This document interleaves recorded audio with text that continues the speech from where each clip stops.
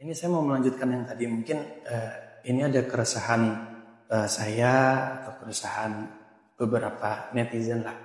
Mungkin jodoh itu kan cerminan kita juga.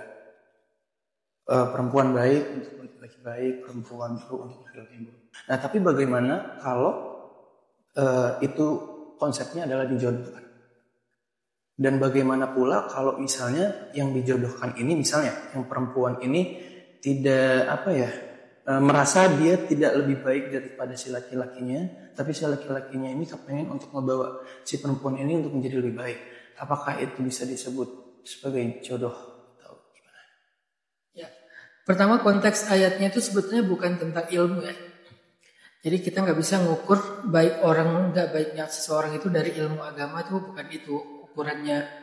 Karena ada orang yang ilmu agamanya itu luar biasa ya, dia ngerti Quran, ngerti hadis, tapi perilaku dan ketaatannya kebalikan dari ilmunya. Atau ada orang yang ilmunya justru dia kayak belum belajar banyak tentang Islam, tapi dia pengen memperbaiki diri. Dia pengen belajar, cuma memang masih basic banget lah gitu. Bahkan ngaji aja belum bisa misalnya. Jadi nggak bisa diukur seseorang itu baik dan nggak baik dalam agama tuh dari wawasan ilmu agamanya. Balik lagi kepada innamal a'malu binniyat. Allah nggak melihat penampilan kalian, Allah nggak melihat harta kalian, Allah melihat hati kemudian perbuatan kalian. Jadi yang dilihat itu pertama hati, baru kemudian usahanya gitu. Sehingga kalau misalnya ada seseorang yang ilmu agamanya banyak atau mumpuni, dijodohin sama seseorang yang baru berhijrah atau yang belum belajar agama banyak, kok kayak nggak sekufu nih? Sebetulnya sekufu dari hatinya. Makanya nggak bisa diukur dari wawasan dan ilmu agamanya. Ini yang laki-laki ini mungkin anak lulusan pesantren, yang perempuannya anak nongkrong biasa.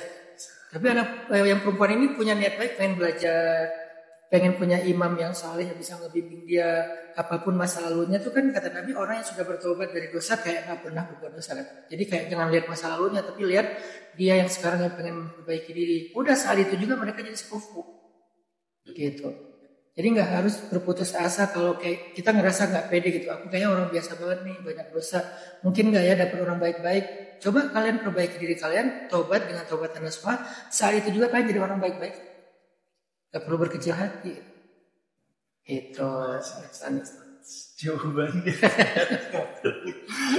Jadi nggak ada yang boleh berputus asa di rahmat Allah terus merasa rendah diri, itu nggak boleh. Rendah hati harus, tapi rendah diri nggak. Bahwa Allah memberikan kita kesempatan untuk kuliah sama. Cuman bedanya yang satu udah belajar duluan, yang satu baru mau belajar. Tapi kan pada akhirnya nanti lihat endingnya kan. Ada orang yang ahli ibadah bisa aja endingnya dia kufur kepada Allah. Ada ceritanya kayak gitu, alhamdulillah. Ada juga yang orang yang banyak dosa tiba-tiba dia masuk surga gara-gara ngasih minum seekor anjing kan. Berarti lihat endingnya aja. Sehingga sampai sekarang pun gak ada satupun dari kita bisa mengklaim bahwa kita ini lebih baik dari yang lain, gak ada. Karena belum sampai ke ujung dari